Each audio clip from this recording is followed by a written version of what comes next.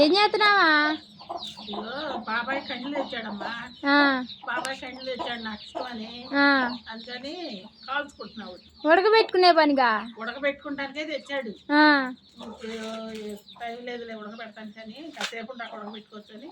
మాత్రం ఆగదు కదా మనకి, అందుకని కాల్చుకుంటాను. నీకైనా కాల్చిన ఇష్టమా ఇష్టమా? నాకు రెండు ఇష్టం. రెండు ఇష్టమేనా? అయినా నాన్న రోజు తెస్తానే ఉంటాడు కదా స్వీట్ కార్న్స్ ఇంటికాడ. ఈ కండి వేరు కదా అసలు. ఫస్ట్ లో మేము తినదు ఈ కండ్లే. వీటికి వాటికి తేడా ఏముంది? రెండు కండ్లేగా.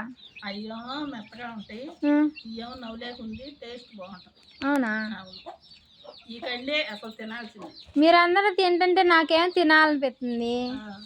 నేను తిన్నా అనుకో, నేను ఇప్పుడు 4 రోజులు వచ్చాయి, 10 రోజులు ఇక్కడే ఉంటాను. నువ్వు ఇక్కడే. వద్దులే తల్లి తినబాకు. నాకు కండ్లు చూస్తే ప్రాణం ఊరుకోదాయా. ఇదిగో పొయ్యిలే పెట్టానమ్మా. మాకు పొయ్యిలు లేకపోయినా గ్యాస్ మీద కాల్చుకొని తింటాము. బాగోదు. ఆ గ్యాస్ మీద వేస్తలే బాబు. పొయ్యి మీద పొయ్యి కుదిరిందిగా కాల్చుకొని తిందాం. ఆ కుత్తి కూడా తీరుద్ది కదా.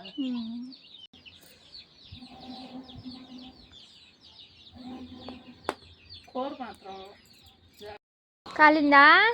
కాలిందమ్మా. ఇదిగో ఓ పక్క మాడింది. ఇట్నే ఉండాలి కానీ ఈ కండ్లు ఆ కండ్ల మీద ఈ రెండు తిన్నా కూడా తిన్నట్టు ఉంటది, బాగుంటది. నవ్వు లేకుంది, రుచి వచ్చింది, బాగుంది కండి మాత్రం. వెళ్ళేటప్పుడు బస్తా వేసుకొని అక్కడ విజయవాడ బస్ స్టాండ్ లో నిప్పులు వేసుకొని అమ్ముకో, డబ్బులు వస్తాయి. ఎందుకు? గొల్లపల్లి సెంటర్ లో పెట్టుకుంటా. వచ్చేవాళ్ళు పోయేవాళ్ళు రండి రండి కండ్లు కండ్లు, 54 కండ్లు రండి రండి అంట. ఎండలకి ఎవడు తినేస్తాడు? మీ ఊళ్ళో కండ్లు ఉంటే ఇంకా నా కాడ ఎవరు కొంటారు?